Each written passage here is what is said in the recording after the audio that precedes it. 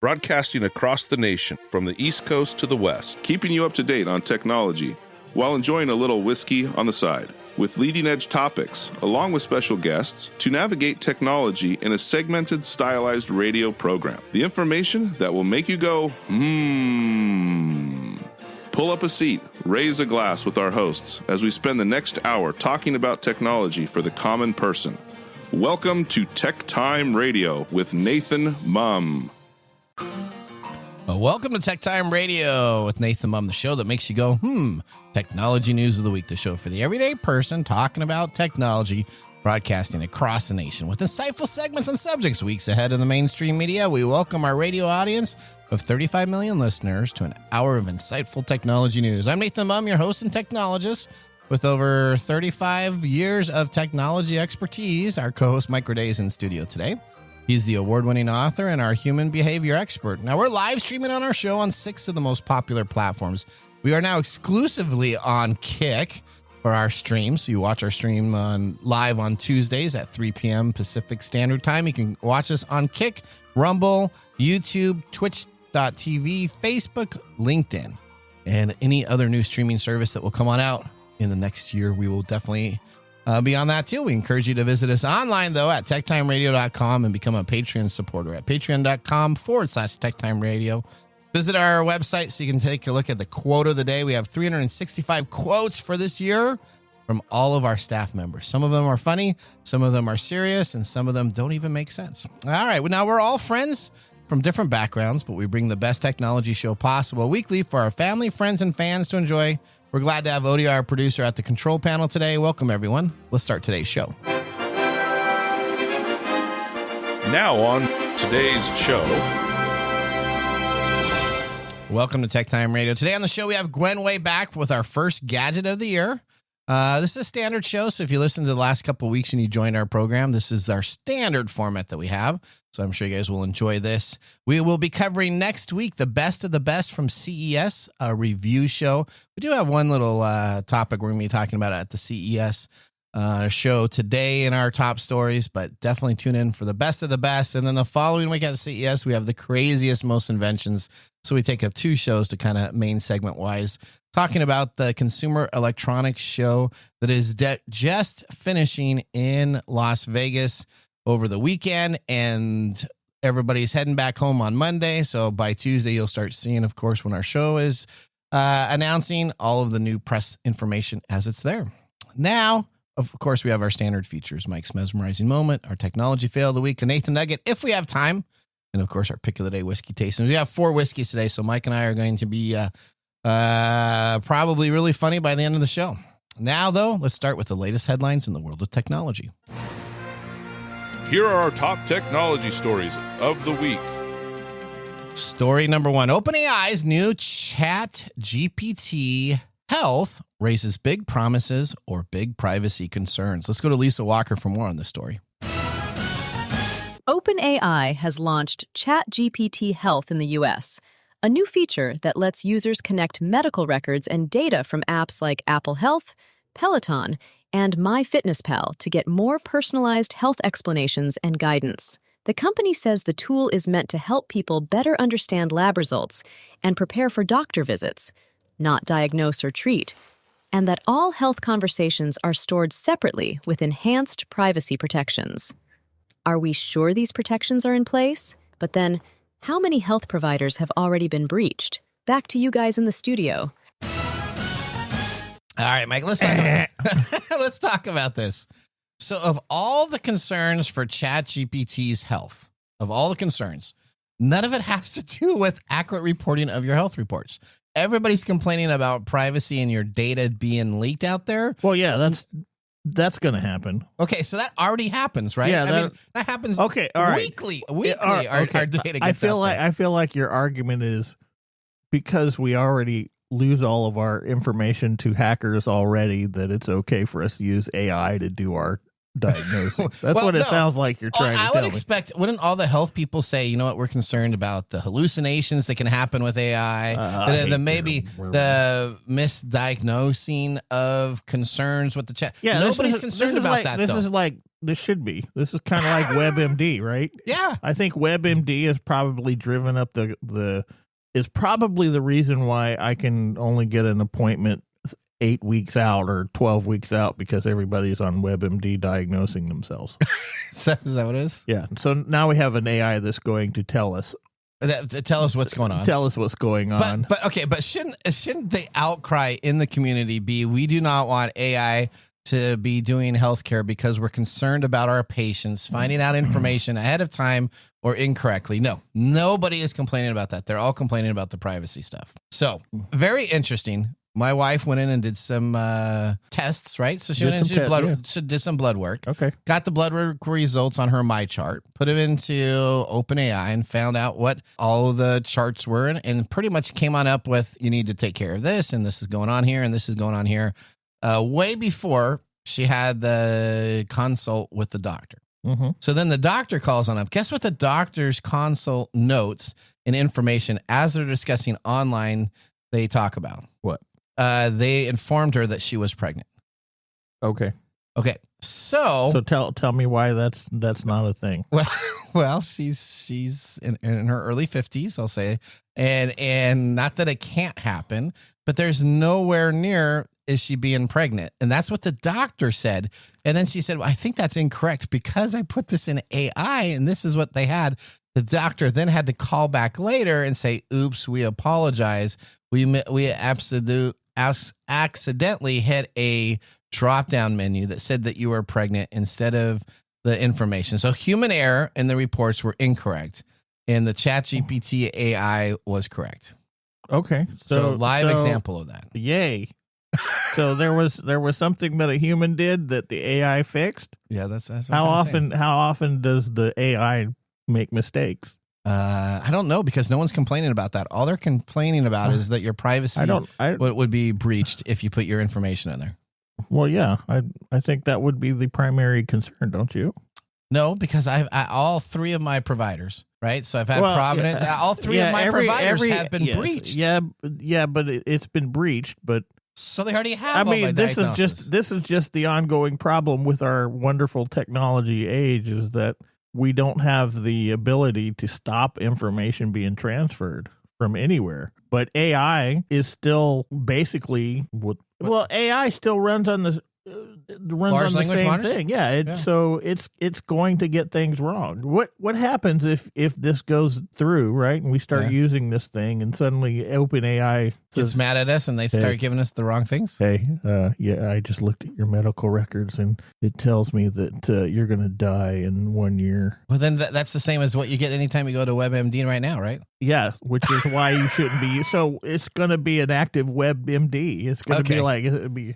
Can you imagine just sitting on your computer or your television one day and OpenAI would be like, "Hey, I'm your medical review chart, and you're gonna die in 6 months because of this cancer and this thing, this genetic disorder that nobody's caught." But then I'll just run over to China and they'll just change my DNA with RNA sequencing. Sure. Okay. Yeah. Whatever. All right. Whatever. Story. So Mike, would you use AI to review your health records? I don't know if this is something that we should be overly concerned about at this point. Okay. But it comes up with the same problem with WebMD. So I'm not a doctor. So when I go to WebMD and I type in the things that I think is going on, and WebMD comes up with you're going to die in 6 months because you have this. Yeah. I don't know how to interpret that because I didn't go to medical school. So I go to my doctor and say, "Hey, WebMD told me this," and the doctor's like, that's not going on. Okay. Yeah. Right. Yeah. So basically, I'm going to the doctor for reasons are almost hypochondriacal because I use WebMD to diagnose my issues, even though that's not what it's there to do. Right. Okay. So we do this stuff because we want to make things better for our lives, but we don't have the ability to determine what's right. better. What's up, Odie? Oh, I'm very guilty of that. All right, have you used How many times have you died? Died?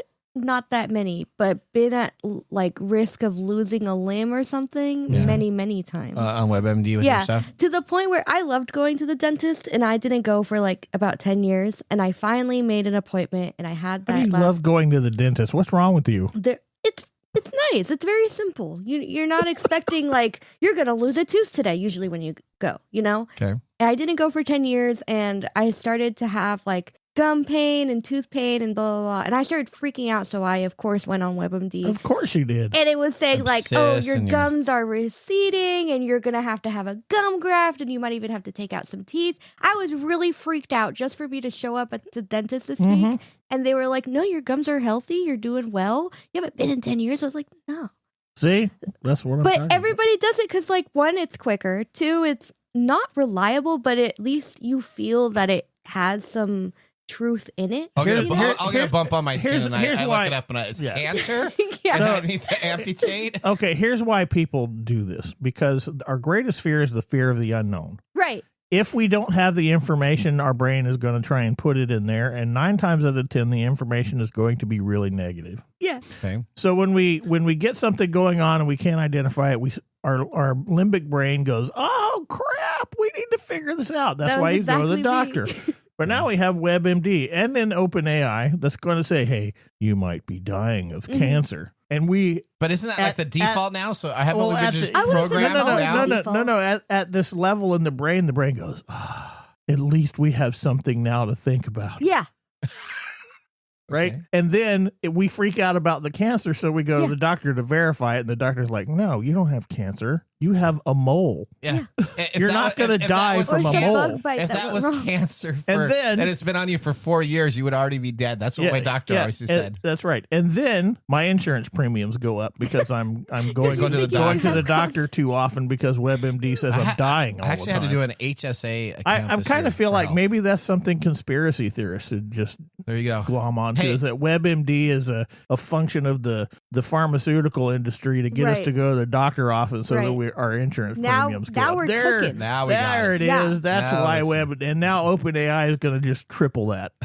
All right. Hey, speaking of positive stuff, what does your story number 2 have? Oh, yay. Yeah.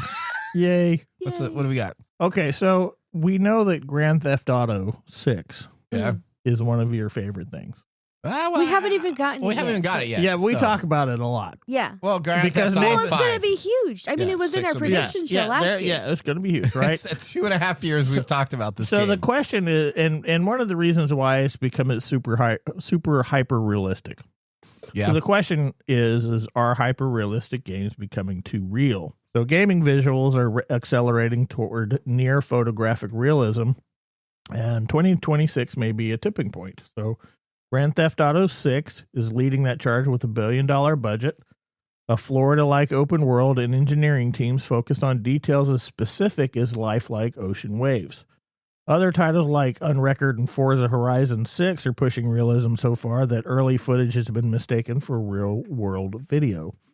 As these games close the gap between virtual and physical reality, the industry is asking whether immersion is enhancing escapism or erasing. I don't think the industry is asking that. I think everybody outside the industry is asking that question.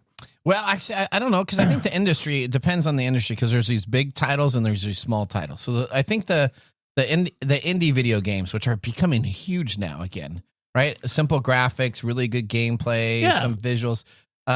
There's a real divide in the video game industry. There's middle of the line here that is all indie on the left, and then you have kind of this middle line of these middle publishers, and then you have these top publishers that are about 15 to 20%, but they dictate the whole market because everybody buys their games. Well, yeah, that's kind of how a free market works. Okay. Okay, so I think the gaming world that used to be very united is very divided now. In 10 years, yeah, but I think there's a lot of reasons for that. I don't think it's necessarily just because of these $1 billion budgets for these big, huge gaming companies can make hyper realism in their games. Okay. What this is doing, though, is it's reigniting concerns about things like gun violence in games. While decades of research show no definitive link between violent games and gun violence, psychologists they don't show a link. Well, it depends on where you go. Okay. So we have studies that show that children who play violent games have increased aggression, but it doesn't necessarily mean they're out there in the public doing bad things. Right. It just means and we also know that they're addictive. and that they can cause anxiety and depression. It can also cause problems that are often associated with addiction, like, losing your focus and things like that. There are good things about games too, right? Yeah. So problem solving, hand-eye coordination, things like that. But the problem with this is that psychologists note that hyperrealism depictions of shooting may change how players emotionally experience the action. Muzzle flashes, physics, and character reactions look nearly identical to real footage. The line between stylized entertainment and something more unsettling becomes harder to ignore, which I tend to think is true. The more hyper-realistic we make our entertainment, the more desensitized we're going to become to actual real violence, because our brains at its very core doesn't know what's real and what's not real, and it relies on our consciousness to determine that. And if our consciousness is being fooled, our brains are being fooled. Of course, everybody in the gaming industry maintains that gameplay tone and exaggerated mechanics will still signal the fiction thing, even when the visuals look real. So that may be true. If you're playing Fortnite, you can't build a house in literally 30 seconds, but you can in a video game. Hopefully people realize that there's no way you can build a house that quick. We're talking, the one that we've cited here, we're talking about one that's based on a realistic setting, right? Yeah. It's Florida. And what is it? In every Grand Theft Auto game, you are the criminal, right? Or falsely accused as the criminal, either way. You have to engage in all these criminal activities, Yep. right? So that's problematic for our brains, okay, especially when we have a lesser capacity to judge what's real and not. So that's where I think this is problematic, is that the more hyper-realistic it gets, the less that uncanny valley shrinks, or the more that uncanny valley shrinks, the more difficult we're going to have time. And it's the same thing we talk about with AI and things like therapy. Yep. So is this going to happen? I don't know. We'll see. But Grand Theft Auto 6 is never going to come out, so I don't think we don't have to worry about it, right? Okay. All right. There you go. Well, let me go to story number 3 here real quick. CES preview for next week's show is going to be good. But breaking the news is all about Lego. The biggest surprise at CES this year doesn't come from AI startups or robotic labs. It comes from Lego. Yes, LEGO. The company unveiled its first ever smart brick, a traditional 2x4 brick packed with sensors, motion detection, light recognition, NFC fields, and even a tiny speaker. The smart brick is part of Lego's new Smart Place systems designed to make physical builds react to movements, taps, orientation, and nearby minifigures without using a screen or app. Think of this as Lego meets IoT, but still fully hands-on. Lego isn't easing into this quietly. The first 3 smart brick sets are already ready for pre-order, and they launch in March. All of them are themed around Star Wars, including Darth Vader's TIE Fighter, Luke's X-Wing, and the Throne Room Duel. Prices start at just around $70, so a few bucks more to get that IoT brick. It's interesting because critics are saying, and play experts, they argue that adding tech to Lego risks undermining imaginative-driven play, turning a timeless analog toy into yet another gadget. All right. Well, I have a Mike's mesmerizing moment specifically on that, so hang on to your thought there. That ends our top technology stories of the week. When we return, we have our gadgets and gear gal Gwenway ready to take on a new gadget and gear on Kickstarter for this year. You're listening to Tech Time with Nathan Mumm. See you after this break. Looking for custom glass solutions for your next commercial project? Hartung Glass Industries is your trusted partner in custom glass fabrication. For over 100 years, Hartung has delivered proven manufacturing expertise, comprehensive product offerings, and dependable service and quality. From energy-efficient facades to custom shower doors, we create glass solutions tailored to your project needs. With 8 facilities across the U.S. and Canada, we combine national expertise with a local touch-ensuring faster service and unparalleled customer care. Hartung Glass Industries, where quality meets innovation. Visit hartungglass.com to learn more. Welcome back to Tech Time with Nathan Mumm. Our weekly show covers the top technology subjects without any political agenda. We verify the facts. We do it with a sense of humor. And of course, with a little whiskey on the side. Now, Mark Gregoire's back, and we must be having our flavor tasting system here because I got a couple here that I really like and a couple here that, yeah. I don't know. Mark tries to get us drunk at the beginning of every year. He does. What do we have going on for us here, Mark? Well, explain to everybody. We are starting the 2025 Flavor Calendar event calendar. This is round one of 6. Okay. We are using the 2025 Flavor Whiskey Advent Calendar, 24 remarkable whiskeys to use for a year-long blind whiskey competition to see which one Nathan and Mike like best this year. Come along for the ride once every month, and they'll uncover new tastes and train for a second year their senses to become true connoisseurs. Oh. Today is round one of 6, where they will choose their winner to move on to the next round. If they disagree, of course, I will be the deciding vote. Now, today we are tasting 4 finished whiskeys, not to be confused with flavored whiskeys, 2 rye and 2 bourbon. Finished whiskey starts with a traditional base and then adds an extra layer of complexity through a secondary aging, usually in a different barrel or with additional wood influence. That finishing step lets the whiskey pick up new flavors and aromas, whether from wine or sherry casks or carefully selected wood types, giving it more depth and character. The result is more expressive, creative, taking on the original spirit, and we are about to find out which one has earned the right to move on to the next round. I already have one that I finished I really, really, really like. And I got another one that's okay. This is my lineup that I have currently right here. So. Okay. All right. So which one is your one that you really, really like? What glass is it in? It was in the shot glass. The shot glass. Did you like that one, Mike? Oh, no. Okay. Yeah, those the smaller glasses are the tastiest for me. Okay. The worst is the grandma glass. The grandma glass. So yeah, what you called it, the grandma glass. The long. It's a long. Or what is that? What's the name of this one? A long. And Nathan hated the one in the tall glass the most. What about you, Mike? I didn't like that one. I didn't like the initial taste. This is going to be so interesting. Stay tuned. This is quite amazing what is going on here today. Uh-oh. Now, don't forget to like and subscribe. Okay. Drink responsibly, especially if you have 4 glasses in front of you. Heaven can wait. All right. Well, with our first whiskey tasting completed, let's move on to our feature segment.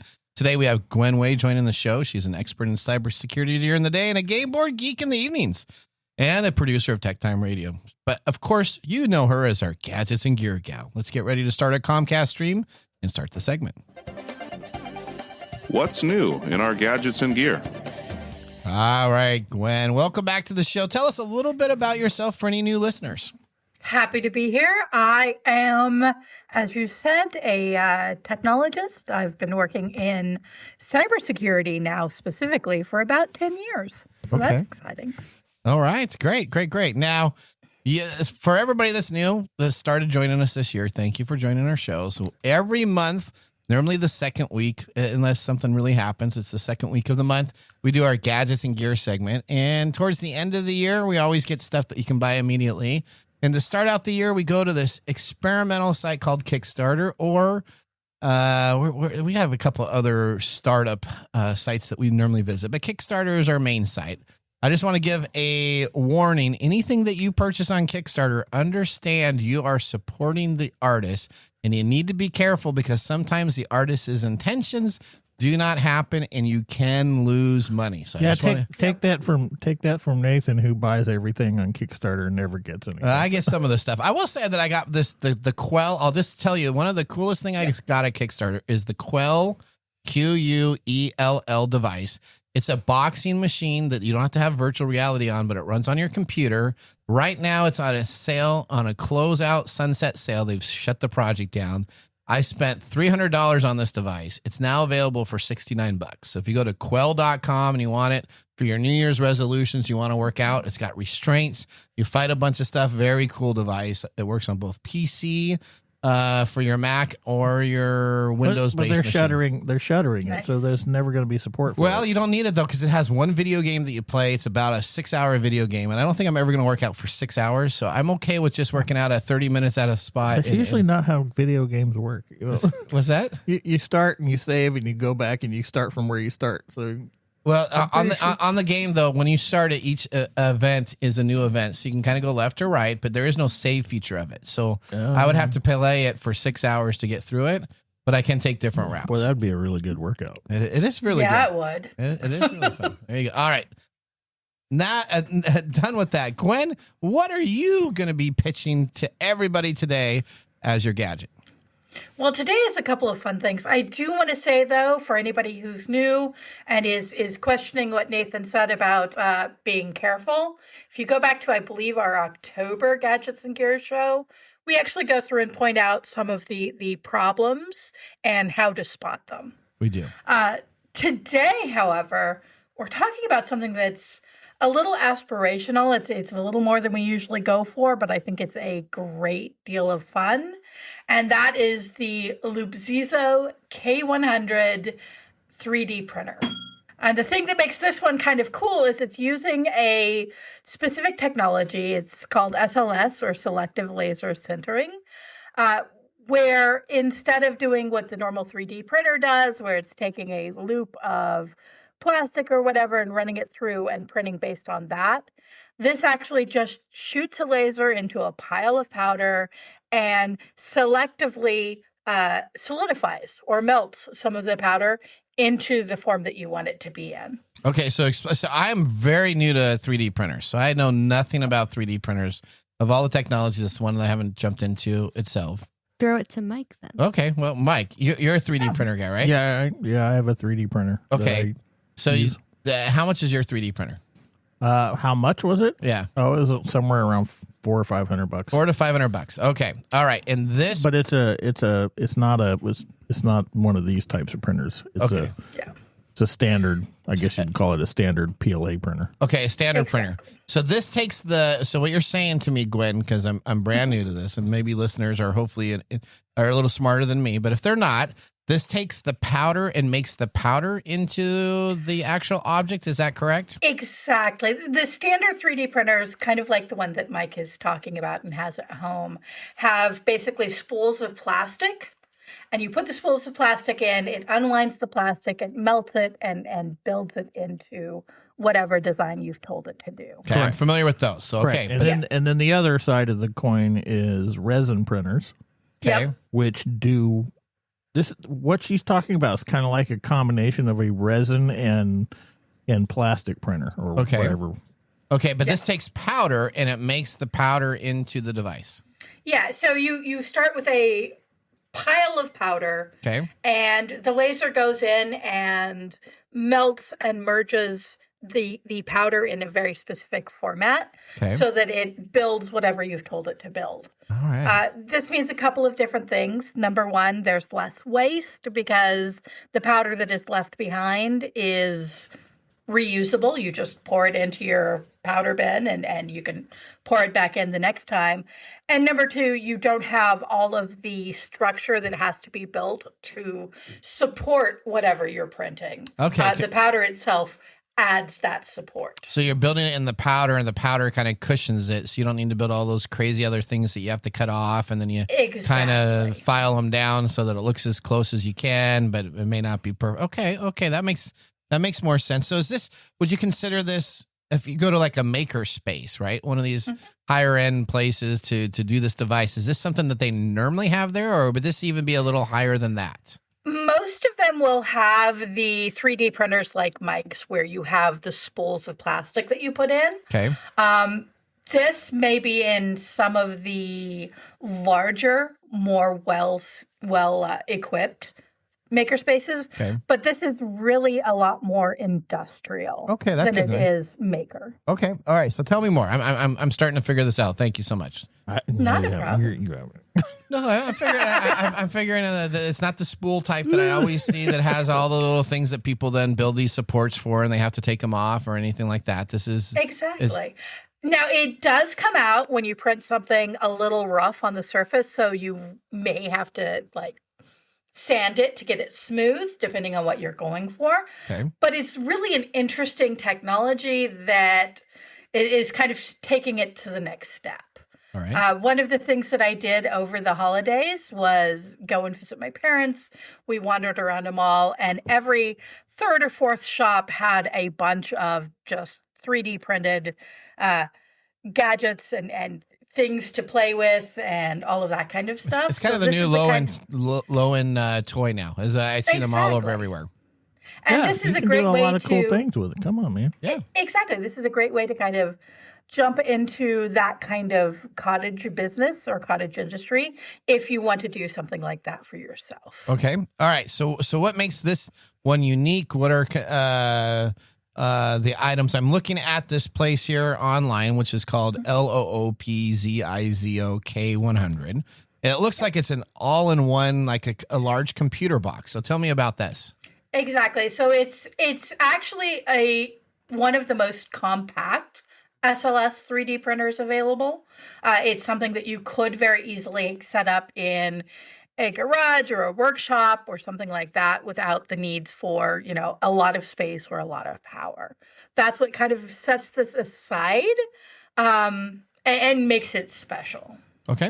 All right. So tell me the stats. How many backers, where the company's located, how many pledges are at, and how someone could sign up for one of these. Well, there are a couple of interesting things here.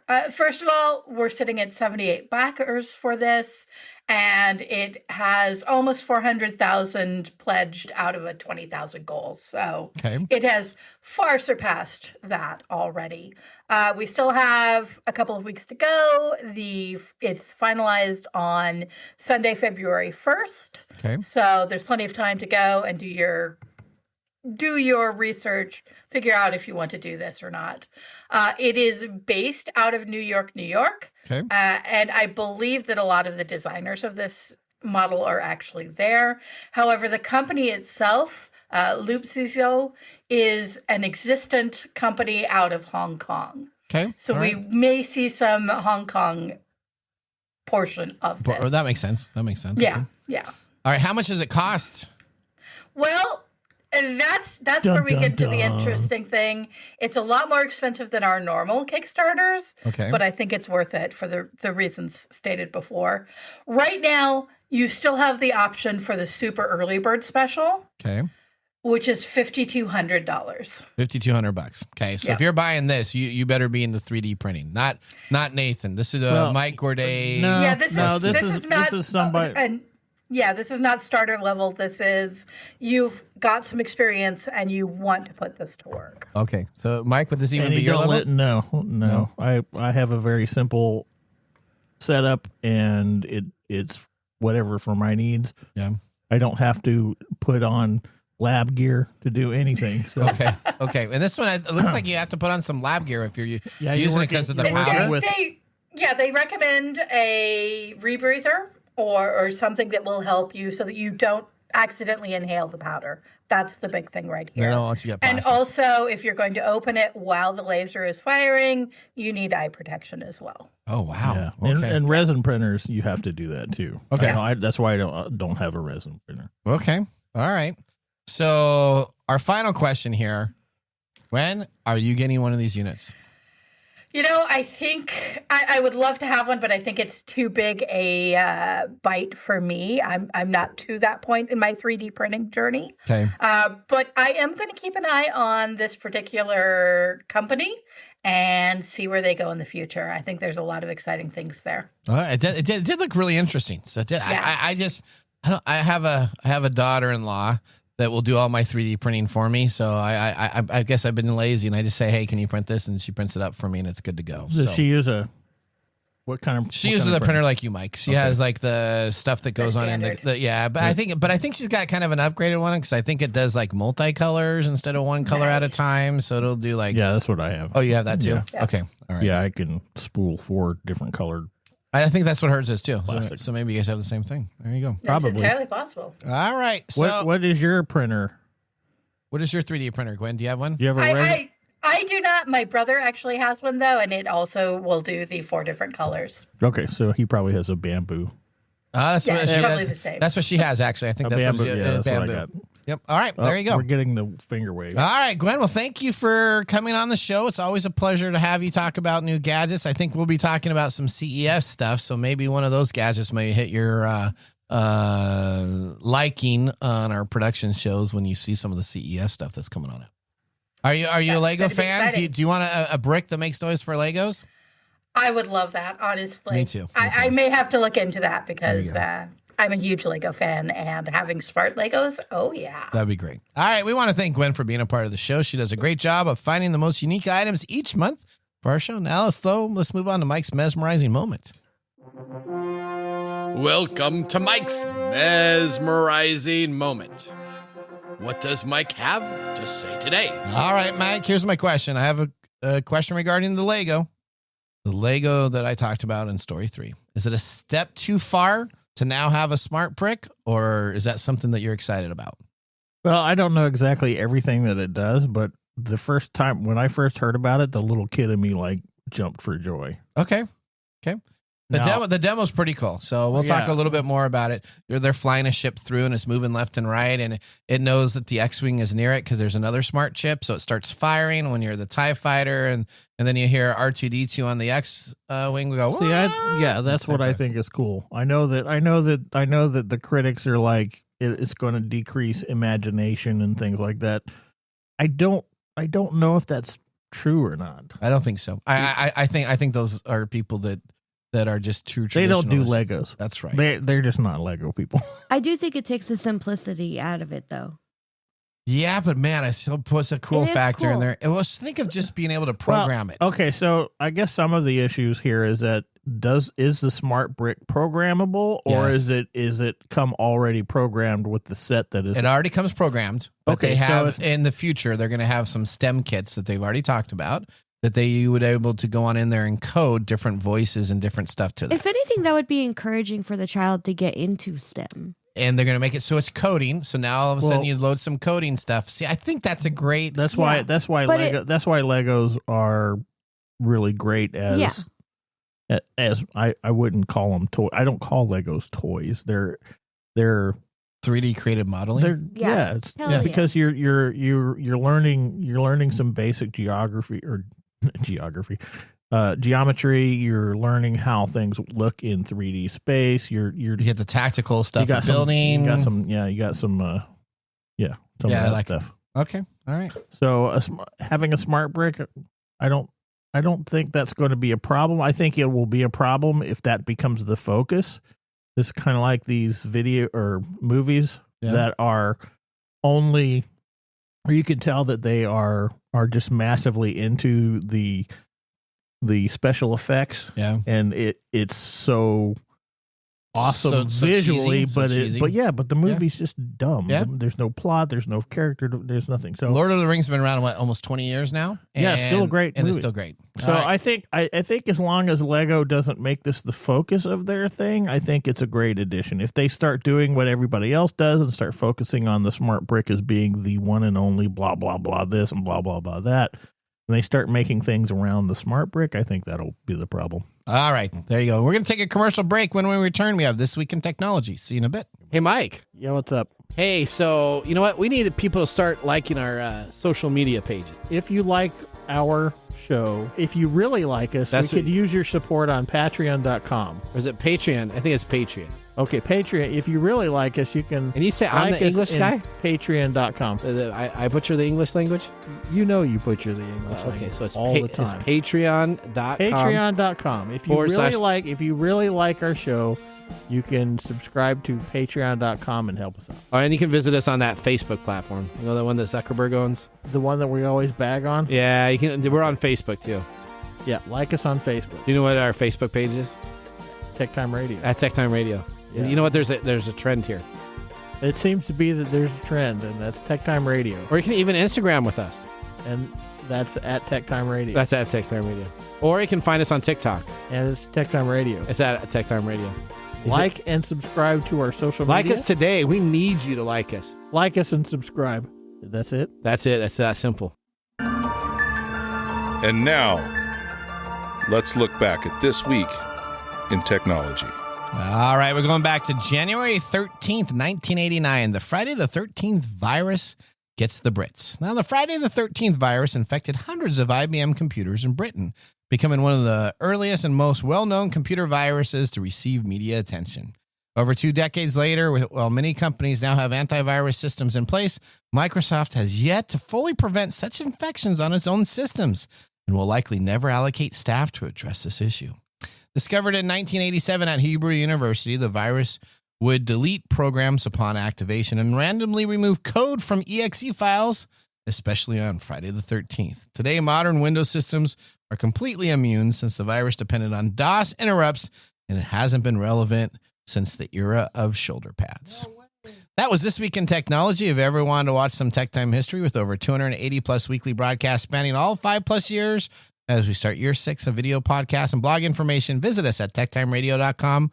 Watch our older shows. We're going to take a commercial break. When we return, we have the Mark Mumble Whiskey Review. See you after the break. How to See a Man About a Dog. It combines darkly comic short stories, powerful poems, and pulp fiction prose to create a heartbreaking and hilarious journey readers will not soon forget. Read How to See a Man About a Dog, collected writings, for free with Kindle Unlimited. Ebook available on Kindle, print copies available on Amazon The Bookpository, and more.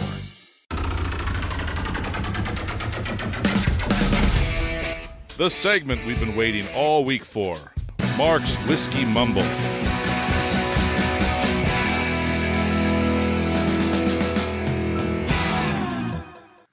All right. So what is today besides Tuesday, January 13th? I have no idea. What is it? We have a special clip for you. Okay, a special clip. So I don't Rubber ducky, you're so fine. Sesame Street Day? Rubber Rubber Ducky Day? Yeah. Rubber ducky, I'm awfully fond of you. Do.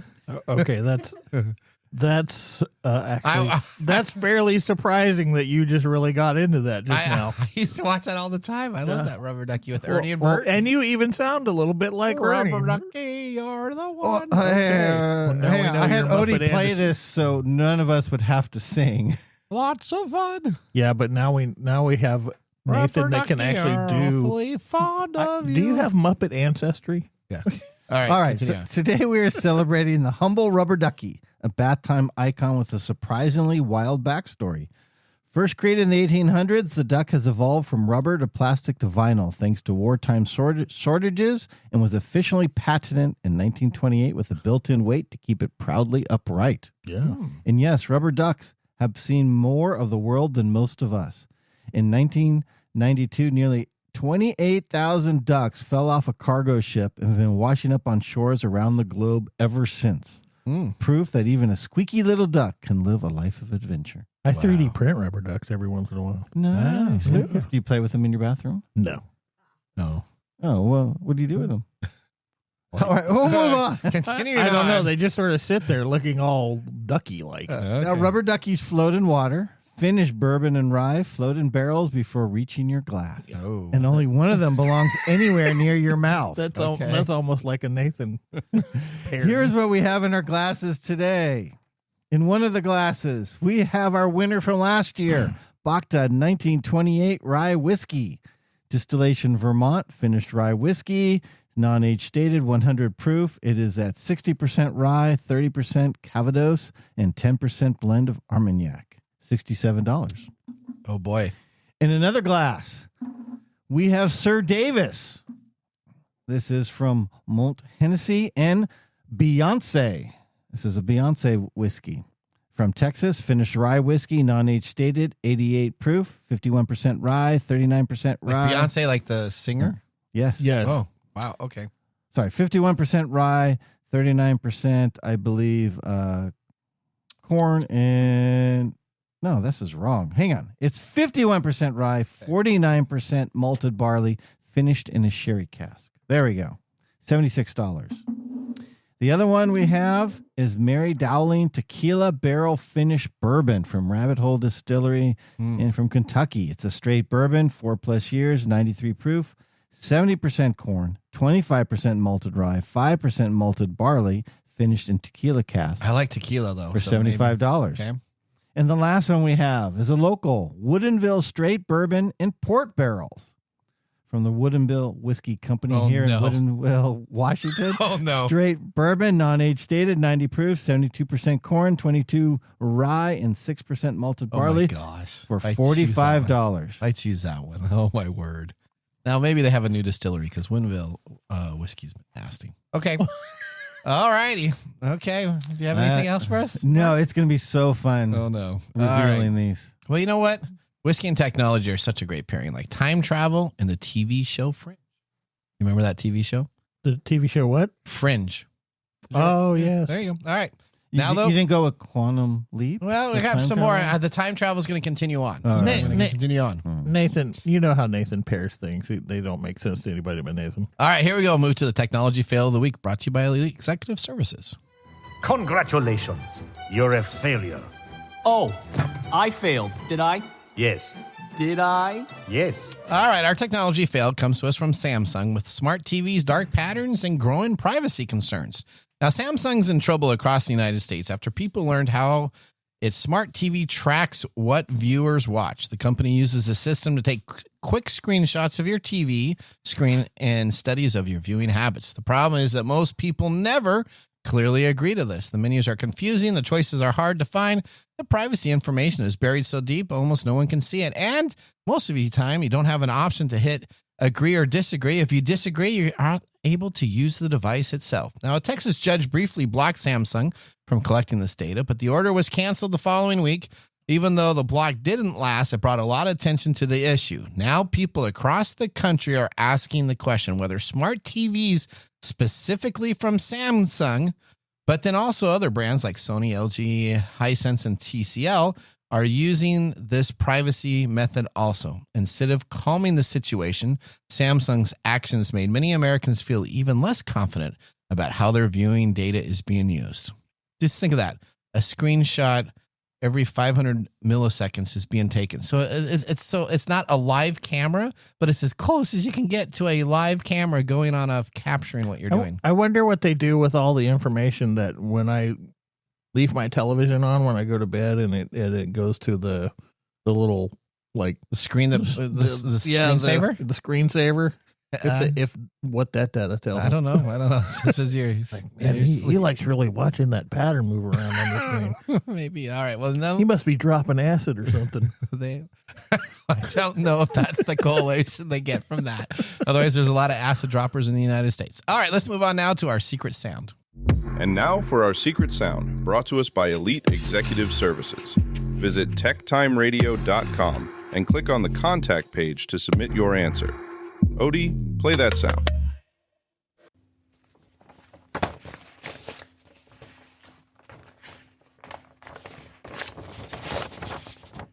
All right, what does that sound? It still thinks it's like you drunk one night. Yeah, it's not. Yeah, no. Like you flipping through a magazine. Oh well. Okay. You know what? Now though, let's prepare for our Nathan Nugget. This is your Nugget of the Week. All right. Well, that secret sound lingers in your mind. A Florida man stole a BMW and later told deputies he didn't drive it, and he was teleported into it by the X-Men, which is honestly the most Florida plot twist possible. After crashing the car at 130 miles per hour, he thanked officers for rescuing him from the aliens he claimed were chasing him, proving seatbelt saves our lives even during the intergalactic mission. The BMW's owner had simply been walking his dog and came back to find his car gone, keys still in the cup holder, like a cosmic invitation. Body cam footage showed the suspect rambling about superheroes, mind control, and teleportation while officers tried to figure out what planet he was on. He was taken to the hospital and now faces charges. They do not suspect that he is a superhero and a time traveler or alien invasions happened. There's our acid user right there. Could be. So he was being chased by aliens. So to help him, the X-Men teleported him away into this fast-moving car. That's correct. Yeah. Well, I would let him off. You let him off? Yeah, we're talking about. I'm not sure why this is important to the show, but Well, because, you know what's important? As Mark submits this each week, and he was going to do this for another 30 weeks this year. It's a lot so I of just going to put it technology in there. Oh yeah, there's a lot of technology. Teleportation. Yeah, okay. The teleportation. This is an example. This is an example of somebody who is chemically imbalanced. That they have been doing stuff that they should. Professor Xavier didn't call him to do that. Or this is a psychologically disturbed person. But what a fun time that must have been for him.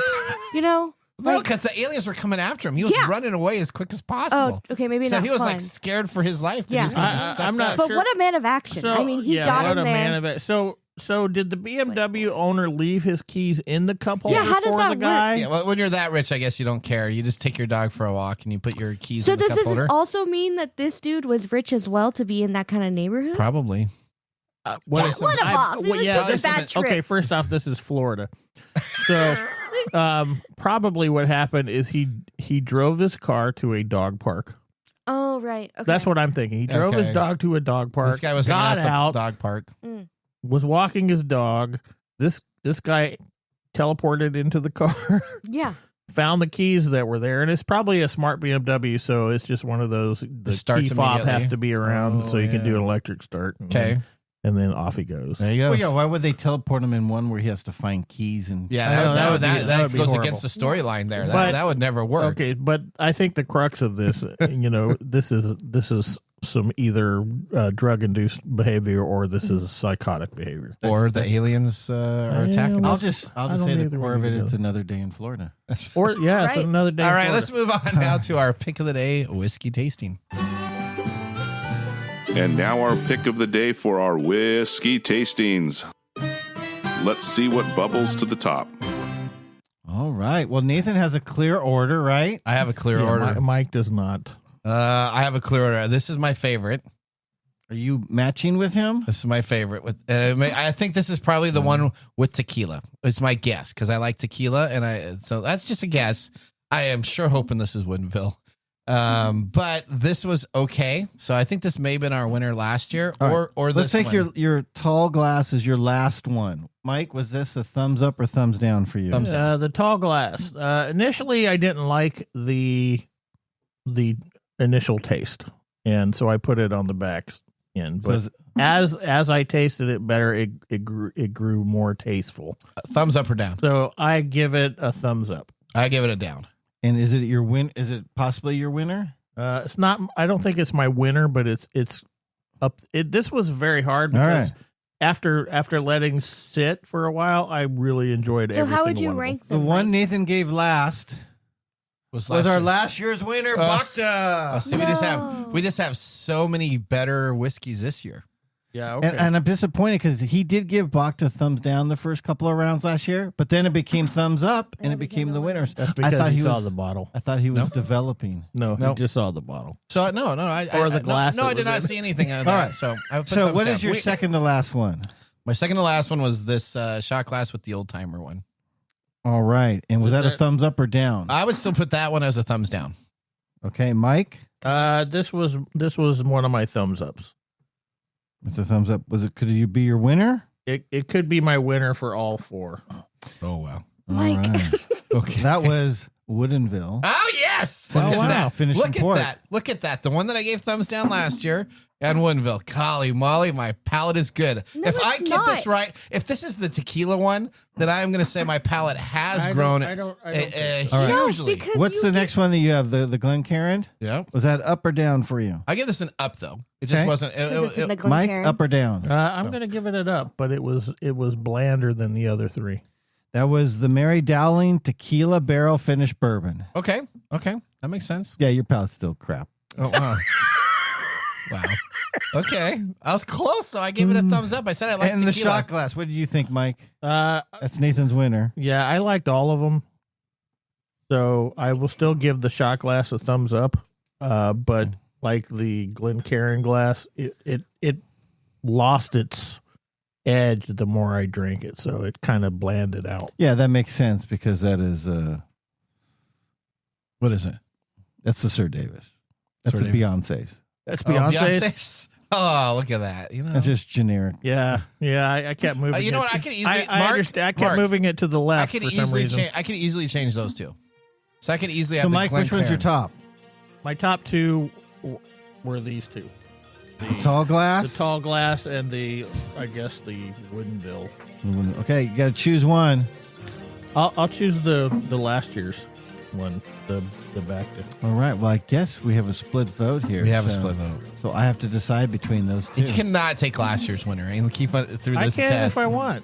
Oh, I'm not going to choose the celebrity whiskey. okay. That's So- fine. That's fine. So we're going with the Bach. You gonna put that to your left?